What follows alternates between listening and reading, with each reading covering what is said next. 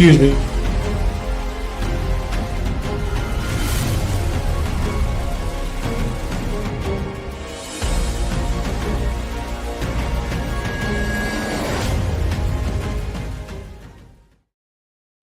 All right, those of you on the stream, welcome. Let's go for it. I forgot to turn the stream on. All right, so let me continue here with what I'm talking about. The idea that several parties are at play here. And it's not just the IDF versus Hamas. And there are several parties behind the IDF, not the least of which is America. And there are several parties who are behind the Palestinians, not just Hamas. And so that should make a big difference. All right, now, the stream number continues to increase. Good, I'm glad. All right, let's get moving here. I want to talk about Zelensky and the shouting match that went on with Zelensky and Trump in the White House. That caught my attention. I want to talk about how a high-speed train under the Bering Strait is catching more and more attention. I've been talking about that for over 20 years. I learned that from Lyndon LaRouche over 20 years ago. I'll get to that when I get to it. And then there's some other things. I want to talk about the Tomahawks, no Tomahawks to the Ukraine, and the private conversation between Putin and Trump, because it looks like Trump is finally getting the picture of what is going to happen. And the coming meeting in Istanbul between the president and Putin for another sit-down between the two of them, trying to bring this thing in the Ukraine to an end. So I want to start off with the Israeli Prime Minister's office announced for a Saturday probably, that the Rafah gate would not be opened as scheduled to be opened today and would remain closed until Hamas fulfills its obligations and returns the remaining 18 bodies of hostages. Now, you know what Hamas has had to say about that. They're in the buildings. They're in the buildings you blew up. They're in the buildings you pancaked down to the ground. We don't have the money. We don't have the resources to dig. It implies they know what buildings they were in. I don't know that they do, but the implication is they know which one of these buildings probably housed some of the hostages until they were blown up. And when you start having 6 inches, 8 inches of cement pancaking down, it has a way of smashing things out of existence in between the layers. Sometimes you can get caught in an open spot, but if you can't get any rescue, you can't get any water or food, you're not going to be there for very long. So it's just, so I watched this meaningless argument going back and forth. CNN touched on it, Fox kind of focused on it, about how they've got to get, if the Palestinians want food, if Palestinians want the ceasefire to work, if the Palestinians are looking for some real means of being able to get the kind of freedom and rebuilding and ceasefire that they're looking for, then they've got to come up with these 18 missing bodies. Now, the Times of Israel notes that Hamas has only returned 10 bodies, insisting that it's finding it difficult to locate these others because of the level of destruction. Israel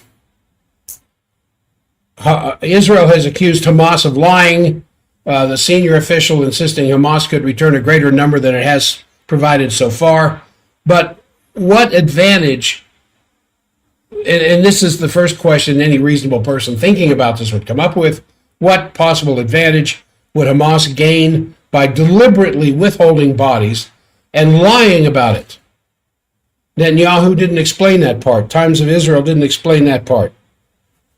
And so the not noted by the Times of Israel is that Israel has been violating the ceasefire every day since it went into effect.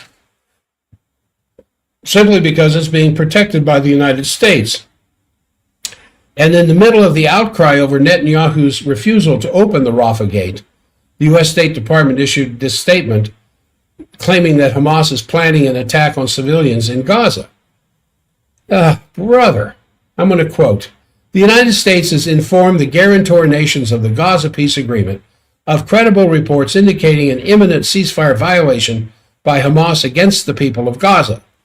This planned attack against Palestinian civilians would constitute a grave and direct violation of the ceasefire agreement and undermines the significant progress achieved through mediation efforts.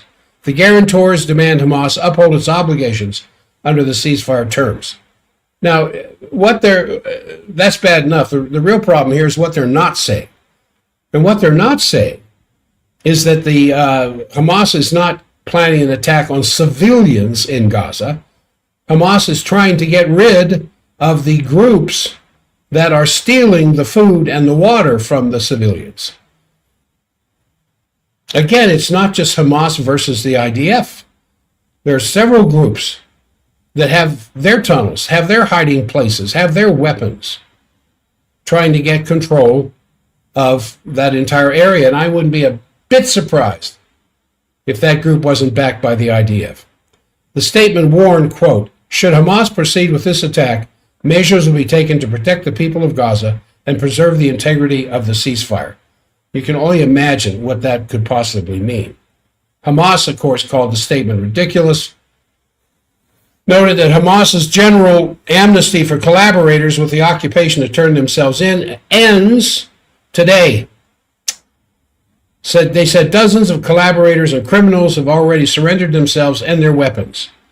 Meanwhile, Israel has violated the ceasefire 47 times, resulting in 38 deaths and 140 injuries, according to Hamas. In other statements, Hamas has warned that Israel's refusal to reopen the Rafah crossing will obstruct the implementation of the peace agreement. "We reject the blackmailing of Palestinians by closing the Rafah crossing, despite our commitment to the terms of the agreement. We need to bring in heavy equipment and specialized technical teams to help recover these bodies. Negotiations for the second phase have not started yet due to Netanyahu's intransience, according to Hamas." So Israel is saying, we're not going to give you food and water till you give us the bodies. Hamas is saying, you bombed them out of existence. We're trying to locate them, but we need equipment and resources to be able to dig up the ground where the ground fell on top of them due to your bombs. Now, Israel has launched massive airstrikes on Gaza, killing dozens. Doesn't sound like a ceasefire, does it? Anyway, there's been some tensions resulting in an October 16th phone call between Netanyahu and Trump, and this decision to send in Vice President Vance and Steve Witkoff to Israel to consolidate Phase 1 and initiate Phase 2 of Trump's peace deal. So today's Gaza's southern area, which includes Rafah and Khan Yunis, were struck repeatedly with dozens being killed. At least 45 people were killed as a result of Israeli airstrikes on various areas of the Gaza Strip. Now, whether or not Israel sees a difference between Hamas and these other groups or not is not coming through clearly in the news. Now, Haaretz and Times of Israel and Jerusalem Post have talked about the killings that have gone on in Gaza by Hamas against some of these terrorist groups, which seems kind of funny, doesn't it? That I would distinguish between terrorist groups and Hamas. But Hamas is just the fighting arm of the Palestinian people. It's their army. It's the only army they have. So the violations continue on both sides. I don't think there's going to be a ceasefire. I think maybe even this week, the IDF is just going to pour right back in. Heavy air cover, bring the tanks back in, and continue to destroy everything that may tend towards peace. And the United States, well, interestingly enough, I was certain when I woke up this morning that the United States would, of course, be 100% behind this.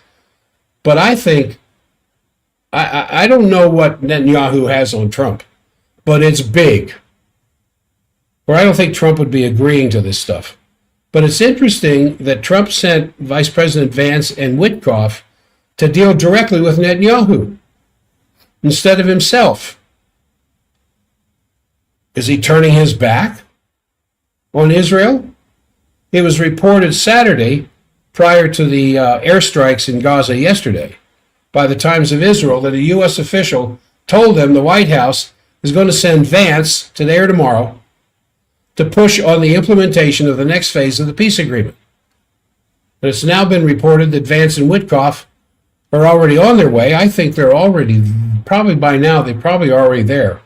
But after differences between President Trump and Netanyahu on Israel's narrative that the Hamas failure to return all 28 bodies, and a call between the two, it was planned that Witkoff and Kushner may need to go to Israel for in-person discussions.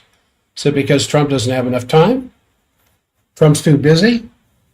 Trump didn't get his peace award, his peace prize? So he's kind of throwing his hands in the air about the whole thing? Is he going to pull a Charlie Kirk and turn his back on supporting Israel? Boy, these are all really interesting things to me. And so he sends the vice president and Witkoff instead. Now, the vice president, I think, and Witkoff understand an awful lot more of what's going on there than the president does.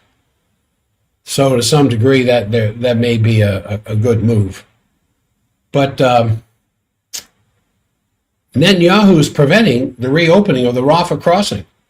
And this is not only a substantive breach of the agreement, it prevents the heavy machinery getting in there to locate the deceased Israeli hostages.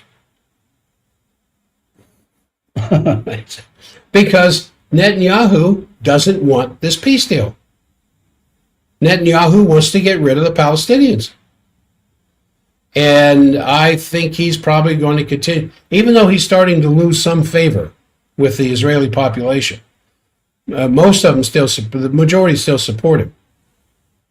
But the average Israeli citizen is not getting the news that you're getting or that you have access to. Just like the average Ukrainian is not getting the news that you in Murray, Utah have access to. All right. Couple other things. This Venezuela thing. Couple of comments about that. The Pentagon has confirmed what was already obvious to anybody paying attention: the flight of three B-52s over the Caribbean last week. A big show intended to scare, I guess, the pants off of Nicolas Maduro. Last Thursday night, the Pentagon released almost 24 images related to the flight, including shots showing bombers being escorted by U.S. Marine Corps F-35 stealth fighters armed with live air-to-air missiles. So this is a quote from Southern Command. A U.S. Air Force B-52H Stratofortress bomber assigned to the 2nd Bomb Wing integrates with 2 U.S. Marine Corps F-35 Lightning II aircraft in the U.S. Southern Command area of responsibility. Bomber attack demonstrations contributed to the collective defense of the Western Hemisphere and demonstrate the U.S. commitment to safety and security of the region. Beyond swallowing the Pentagon's hook here, line and sinker, I should say, beyond the visuals, the sorties, I quote again, the sortie signaled layered air power able to surge from the U.S. mainland and integrate with forward-deployed 5th-generation assets in the Caribbean. This mattered for allies and competitors alike because it showcases a rapid, scalable strike and counter-air posture in a zone where extra-regional actors are increasingly active. What are they doing? Night stalkers don't quit. That's one of their things. Death awaits in the dark. Oh, for Pete's sake. In the Pentagon, regarding Venezuela, Trump announced that the two survivors of the U.S. strike on the alleged drug smuggling submersible would be returned to their countries of origin for detention and prosecution. Why don't you just do that anyway? Why don't you just do that anyway? Why do you have to kill people who are innocent until proven guilty? And this idea that the 1,000-mile trek from Venezuela to Miami Beach, powered by an open skiff that's got 4 outboard motors on the back of it, is going to go 1,000 miles. I don't know what to call this other than the murder that it appears to be. So the shouting match with prolonged cursing is reported to be the climax of the visit of Ukraine's acting president, Volodymyr Zelensky, to the White House back on Friday. And Financial Times cited multiple anonymous sources that the meeting descended into a shouting match with cursing all the time as the U.S. President Donald Trump hit Zelensky over the head on the reality of his situation. And at one point, Trump told Zelensky he was losing the war and that apparently Putin has shown restraint. Trump stated this to Zelensky, face to face: "If he wants it, he will destroy you. But because of his restraint, he hasn't." So I think Trump is finally getting some decent, truthful intelligence. Because some of the statements that he had made that were, we're on our way to Tipperary, and we're just going to stay with the Ukrainians until Putin packs up and goes home. Now he realizes that Putin is not going to pack up. Putin is not going to go home. In fact, he's probably going to be entering into Odessa before the snow flies, which has got to be pretty soon.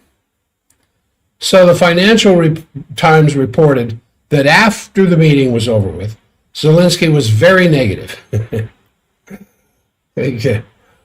Curious, whereas the Ukraine's Office of the President website carries 5 different reports, and you can go see it for yourself on Zelensky's trip to Washington, such as his meetings with Raytheon and Lockheed Martin. There's no mention of his meeting with Trump. So Zelensky is not just meeting with the commander-in-chief of the U.S. military forces for continued support in their fight against the Russians. He's meeting with the rocket makers.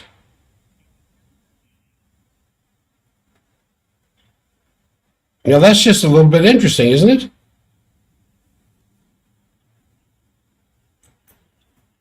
Am I missing something here?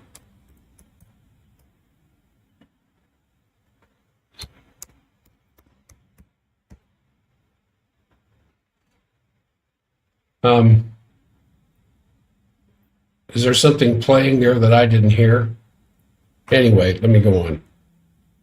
So, 2 officials said that Putin suggested that he would be willing to give up on conquering all of Zaporizhia and Kherson in exchange for full control of Donetsk. And so one official said that some White House officials portrayed that as progress. However, some senior European diplomat said that the Ukrainians are unlikely to view it that way. Both officials noted Trump's envoy Witkoff pressed the Ukrainian delegation about handing over Donetsk, noting the region is all Russian-speaking anyway. I mean, overall, it's only by coming with respect for Russia's security concerns that peace will ever be achieved. So it's kind of interesting that Putin went in there to save the Russian people from continued aggression against them by their own government, starting in 2014, when the duly elected government was thrown out The U.S. State Department went in there under Obama and Victoria Nuland and put in a U.S.-friendly government, a Russian enemy government, to try to set the stage to build up the Ukrainian army to the point they could have a successful invasion against Russia and thereby de-Russia Russia.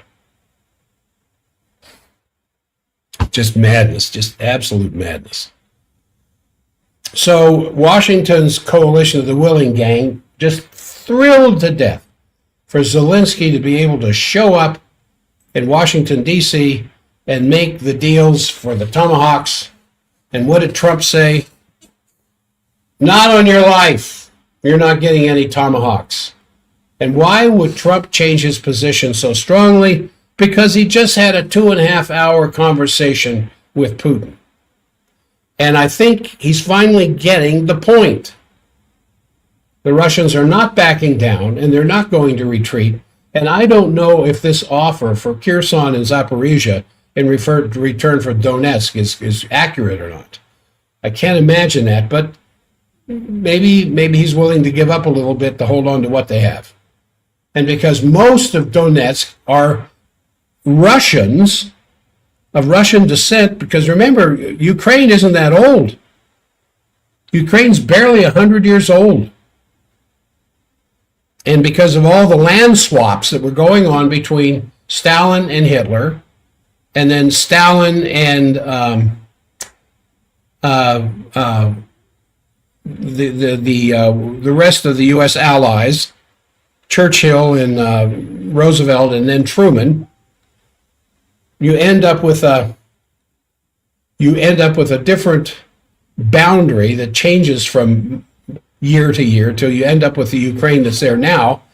And half of the Ukraine are original Slavic Ukrainians who were under the boot of Stalin.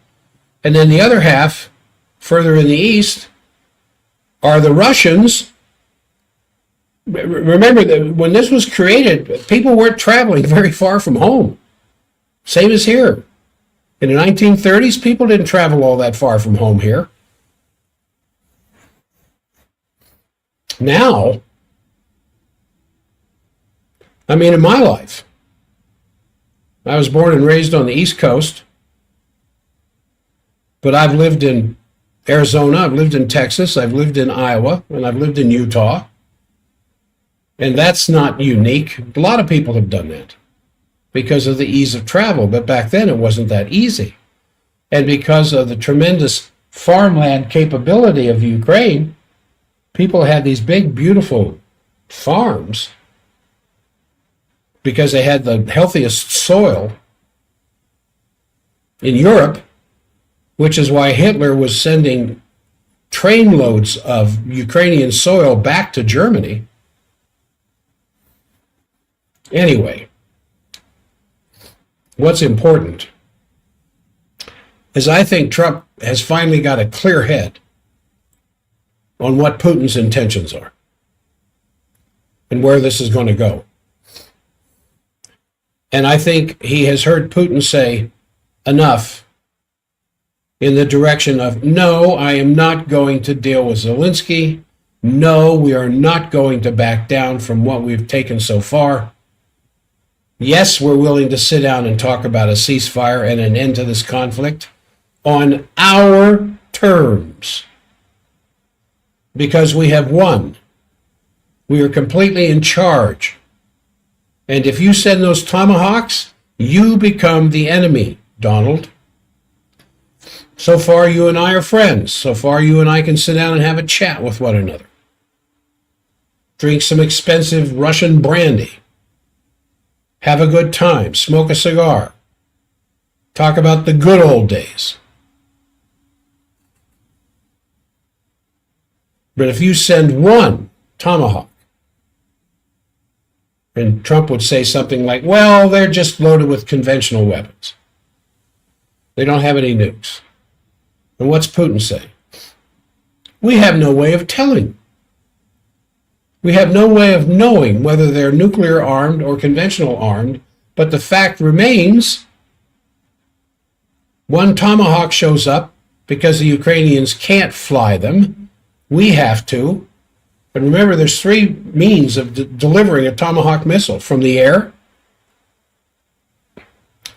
from the sea, and from land-based units, all of which take American involvement. You can't just give a Tomahawk missile to the Ukrainians and say, well, here it is, go do your best. It takes Americans involved, and it takes Americans' GPS positioning systems, satellites in the sky. And so Putin just simply says to him, Tomahawk shows up, you become as much of the enemy as the Ukrainians are. And be prepared for what happens as a result, as Putin has said many times over the last several years. You get boots on the ground from a foreign nation, they're targets. But if missiles show up on the ground in the Ukraine that can reach Russia, then the country that sent them will become a target. And as Lavrov said a year ago, you think we don't know where Washington, D.C. is?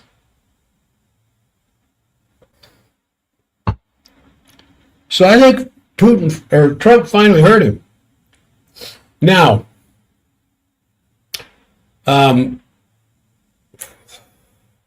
Tucker Carlson had this nuclear weapons expert on his show the other day.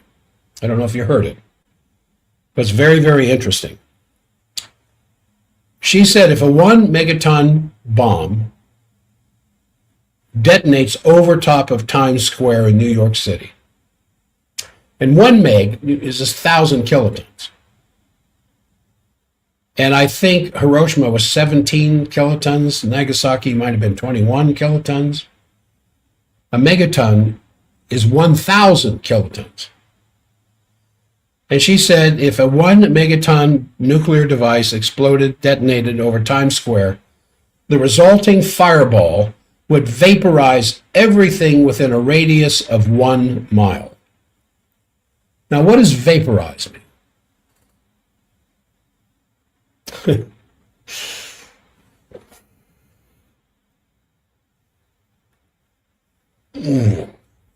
You take a pan of water, you put it on the stove, you boil it, you're vaporizing it. You're turning it into vapor, water vapor. Disappears up into the air.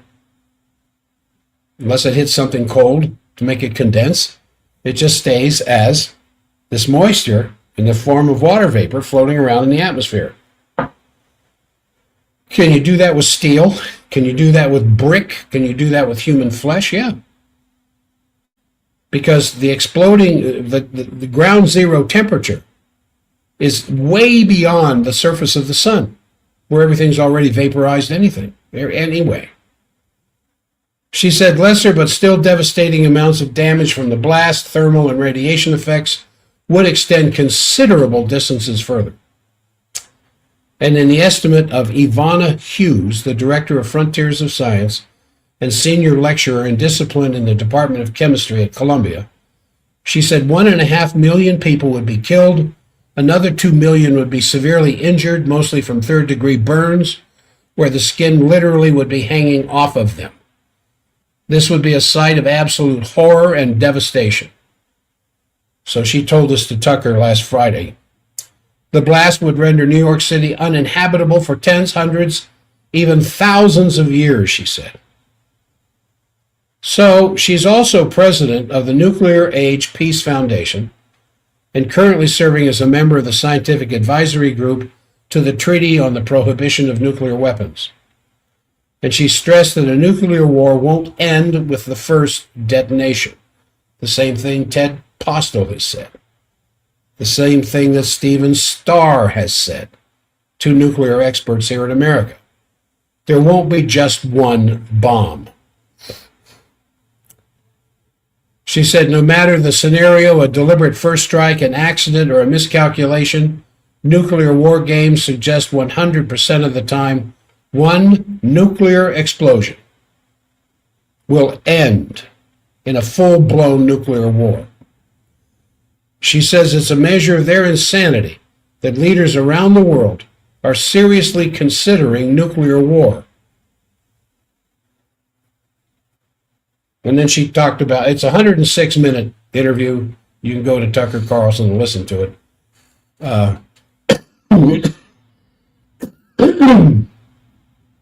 as I said, it's like listening to Ted Postleton or Stephen Starr, although she does have a few nuances. But she covers the nuclear winter, what would happen if a nuclear power plant was hit with a nuclear weapon, the ongoing after effects of decades of nuclear testing, and then she gets into finally North Korea's nuclear program. Zelensky, after he's kind of been shown the door there in the Oval Office, where he was told clearly, you're not getting any Tomahawks. He went straight to the phones because of that failed commitment to receive a Tomahawk. So he had a phone call with a number of European leaders, including NATO Secretary General Rudy, European Commission President von der Leyen, Prime Minister Keir Starmer, and Italian Prime Minister Giorgia Meloni. And according to a statement from the UK's 10 Downing Street, they gave, quote, their unwavering commitment to Ukraine in the face of ongoing Russian aggression. A just and lasting peace for Ukraine is the only way to stop the killing for good. Further discussions about how they would support Ukraine in the lead up to and following a ceasefire would continue this week, including a coalition of the willing call on Friday. The leaders agreed. I don't know. To me, it's just more and more ongoing nonsense that they think that somehow they're going to convince Putin to step down and give up this position that he's holding. A little bit more on the Trump-Zelensky meeting as reported by Axios. I really like this. I like their cover of it. Excuse me for a second.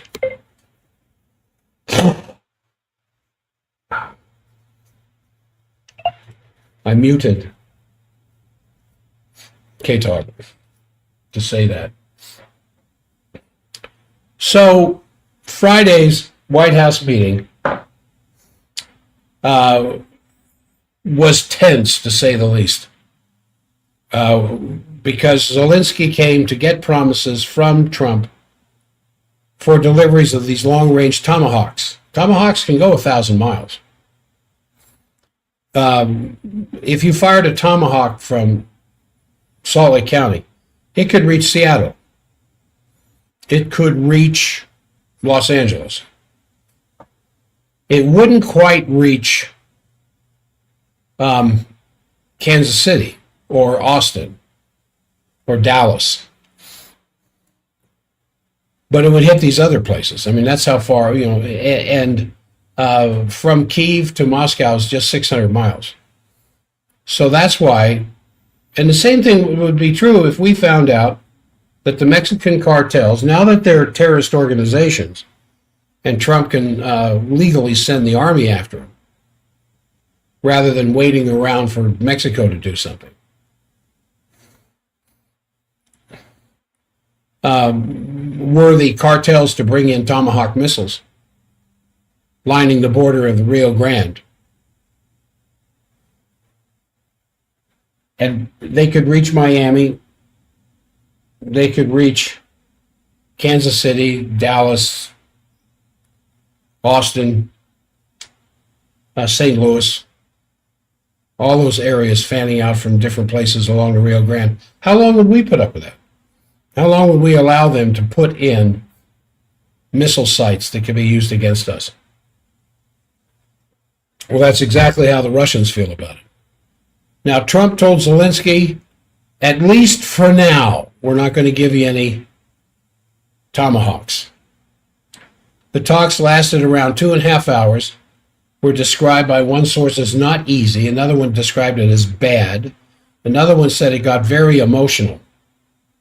Nobody shouted, according to Axios, but Trump was tough. And the session abruptly ended when Trump reportedly said, I think we're done. Let's see what happens next week, possibly referring to this upcoming Russia-U.S. talk. Now, speaking to reporters afterwards, Zelensky declined to answer questions about Tomahawk deliveries only saying the United States does not want escalation. Trump said it's not easy for Washington to provide the missiles because it needs to maintain its own supplies. He also acknowledged that allowing Kyiv to conduct strikes deep into Russia could lead to an escalation. It could lead to far worse than that. And that's the point I'm trying to make. It would make the United States an active participant in hitting the Russian homeland. It's one thing that our government feels compelled to defend the Ukrainian position to the point that we have so far. And Putin, in his incredible God-given gift of patience, puts up with this for as long as he has.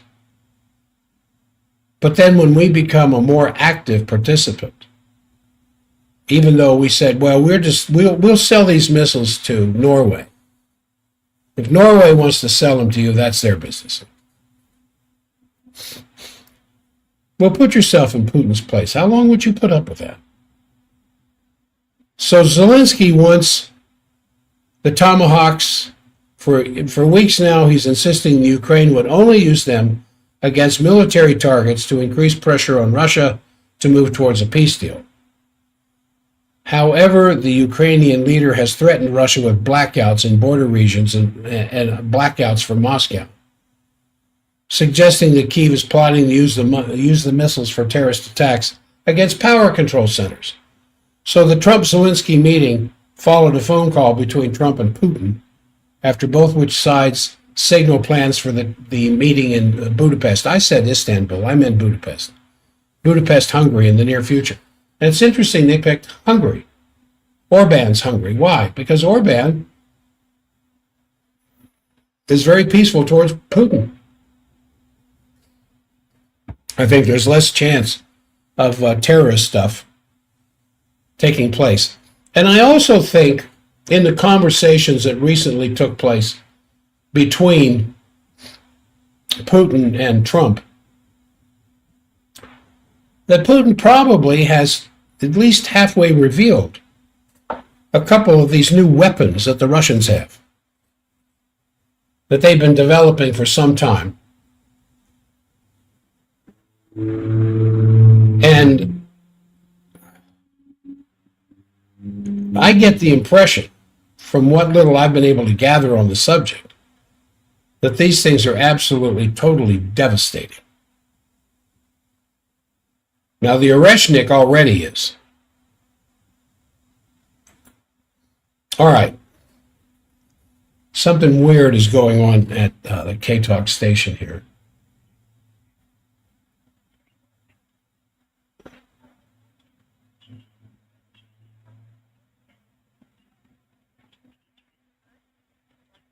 Yeah, well, I need to put that on mute while that continues. All right, now,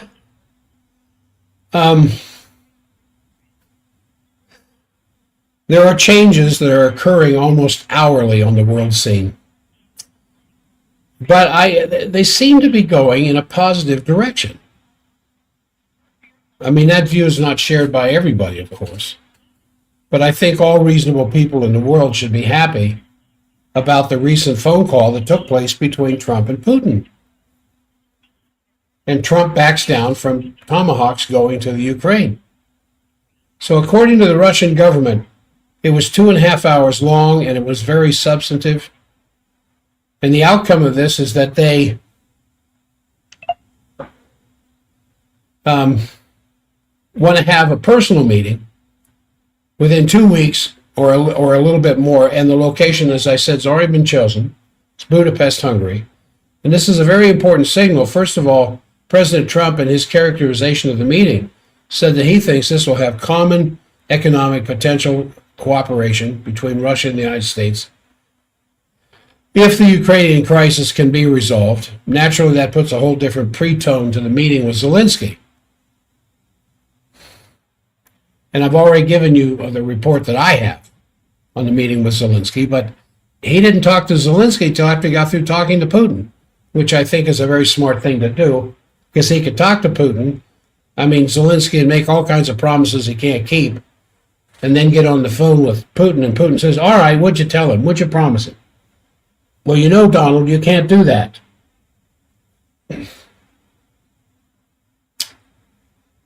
So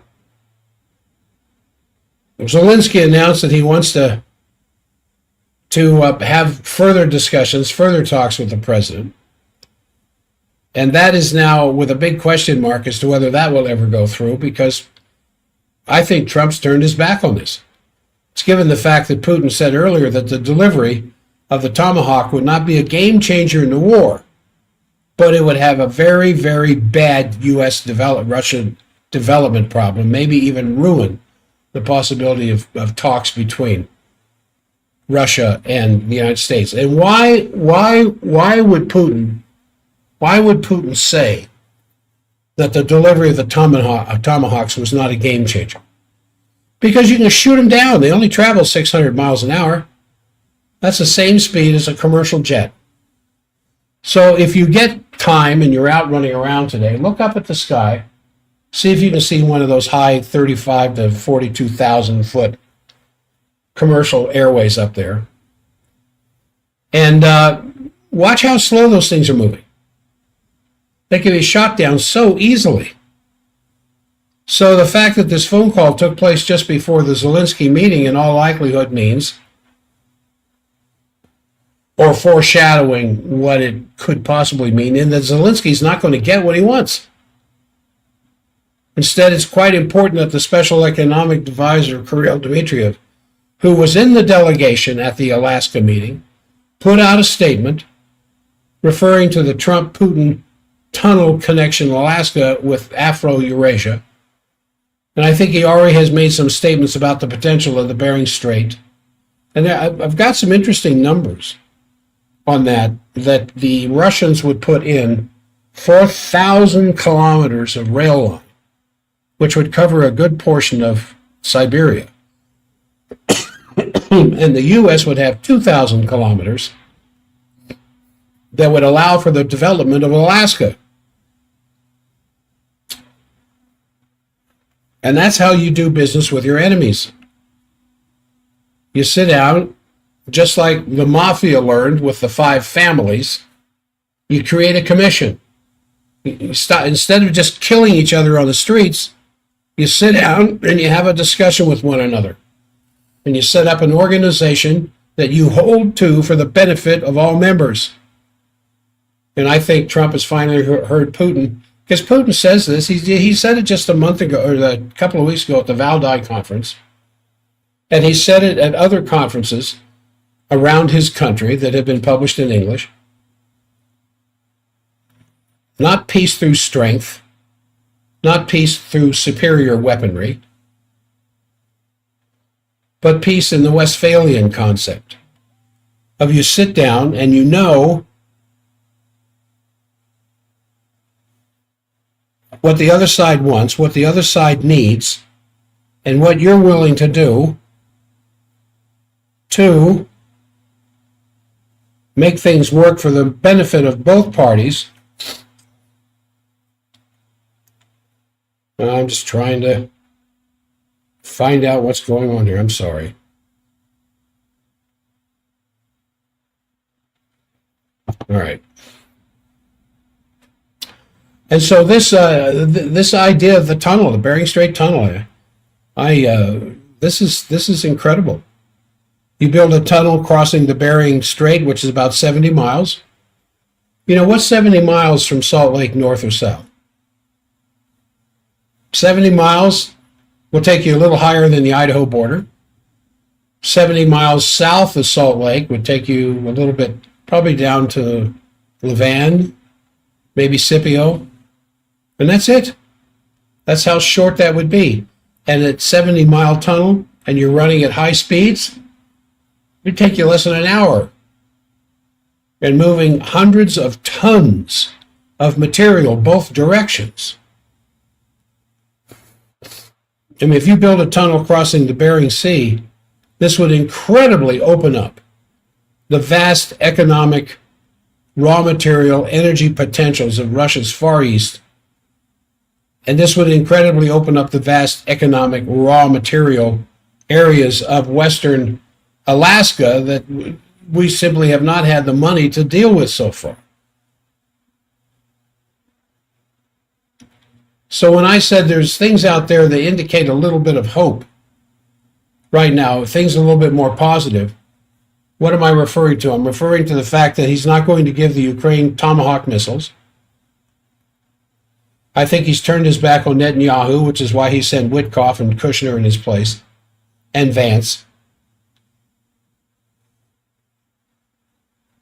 And I think he's willing to sit down and start talking business with Putin. So, Kirill Dmitriev, who is the economic advisor, one of the economic advisors to Putin, wrote in this message that due to modern technology, the cost to build such a tunnel, which would take about 6 to 7 years, would be reduced to only about $8 billion, which in modern money terms today is just peanuts, given the fact that the return would come very quickly and it would basically pay for itself by linking the continents, opening up, as I said, the territory of Alaska and Siberia for economic development. Well, this is really good news. So Putin immediately afterwards calls Prime Minister Orban, who had offered Budapest as a city of peace in the way of competing with Bratislava in Slovakia, which also wanted to be the city of peace between these two. But I think the two countries can cooperate very well. This is very significant because this conference will take place in Europe, hosted by Hungary, which is a member of NATO and the European Union, and this brings back the idea to the European continent that diplomacy is the way to resolve a conflict. And this is a very important message, and I can only hope that all of the coalition of the willing who've been deaf to the idea of peace and negotiation and diplomacy will have no excuse but to recognize the fact that if these forces are all moving in the direction of diplomacy to resolve the Ukrainian crisis, it'll work and it'll make their efforts to continue the war pretty futile. So this is really good news. It's the first good news I've been able to report on this show for some time. I think it's also very clear that the momentum which was created by President Trump in bringing about the Gaza peace agreement, his 22-point plan in collaboration with some of the countries, Egypt, Qatar, and the Emirates, and the support of others like Turkey and so forth, that momentum is carried over in the resolving of the nuclear situation. Now, obviously, just to restate it, the fact that the more than 2-year war in Gaza looks like it might end is great news, very important breakthrough, but by no means have all the problems been solved. The dead bodies of hostages is being played up big, blaming Hamas for not adhering to the agreement. But naturally, everybody who looks at this in any form of an objective way can imagine the dead bodies, which are buried under an unbelievable mountain of rubble,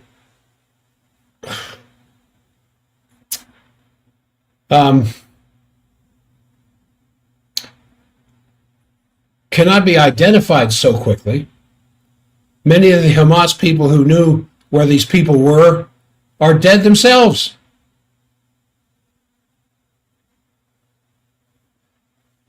So the Gaza population has no equipment to unearth these bodies.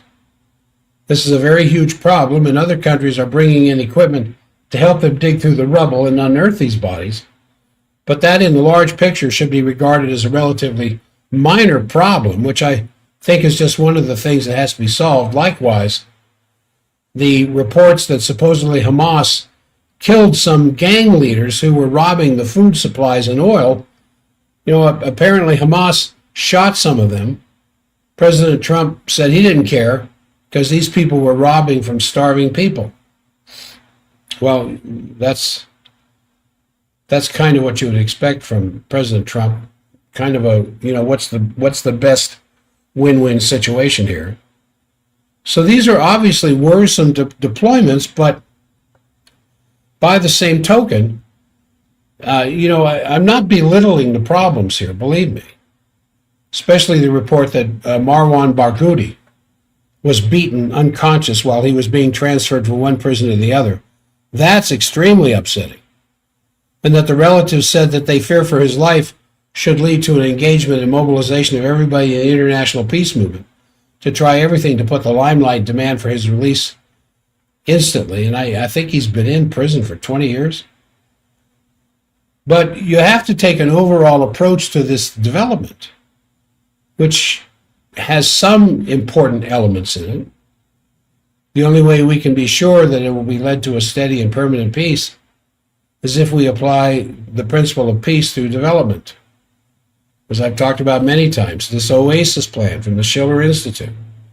You can't just stop shooting because you've killed all the enemy and then walk away from it. You have to rebuild the society and the economic base that will allow the peace to continue.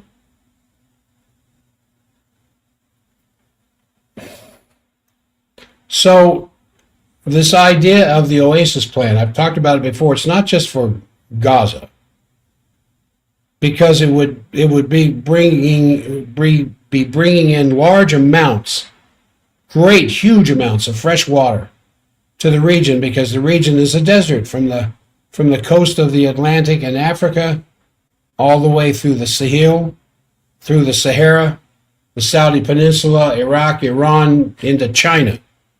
The northeast of China is a gigantic strip of desert, which is growing every year. And to make conditions livable, you need to have lots of water. And that's what the OASIS plan is about.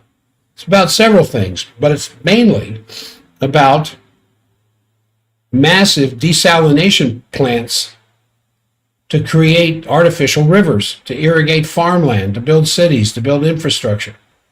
And in that way transform the region not only by rebuilding Gaza, but by really developing all the countries which are short of water. Gaza isn't the only one that's a dust bin desert. Jordan, Lebanon, Syria, Yemen, Iraq, Iran, all the way to India. I mean, the Asian trade routes provided not only goods, but technologies and increasing living standards for all the participating countries. So that model of the ancient Silk Road is today eminently possible with the Belt and Road Initiative and the rapprochement which has been created among the people of Saudi Arabia and Iran through the mediation of China. So there are several things here that have a good positive light to it. Then there's a couple of other things that the signs between the United States and China are still fraught with a lot of problems. The situation around Venezuela remains rather worrisome, especially when you're flying B-52s off their coastline. But if I think you can get the two main problems solved, if the horrible war and genocide in the Middle East can be overcome, if the war in the Ukraine can be overcome through new diplomatic arrangements, then that would be something beautiful tending towards all the problems on this planet much improved. And the idea of a new security and development architecture, which then could address every problem on Earth, has a realistic chance to be put in the agenda for good. That's why this morning I have an optimistic outlook. Now, the task has yet to be fulfilled, so the need for the International Peace Coalition to grow and to mobilize more is definitely absolutely demanded, because you don't want to miss out on the last stretches of this battle, which could possibly end in peace. That just isn't that far beyond the realms of possibility. Now, I'll be here tomorrow, but I won't be here Wednesday.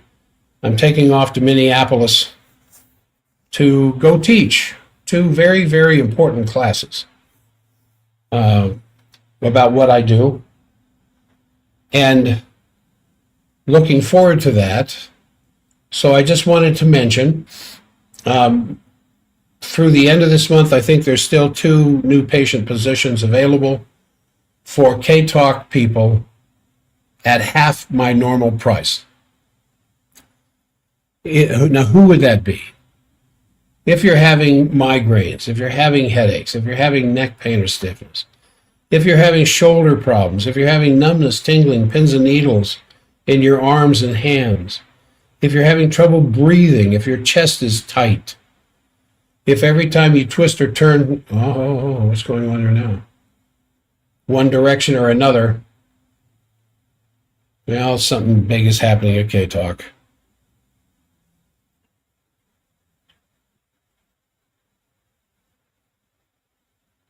Not sure what that is.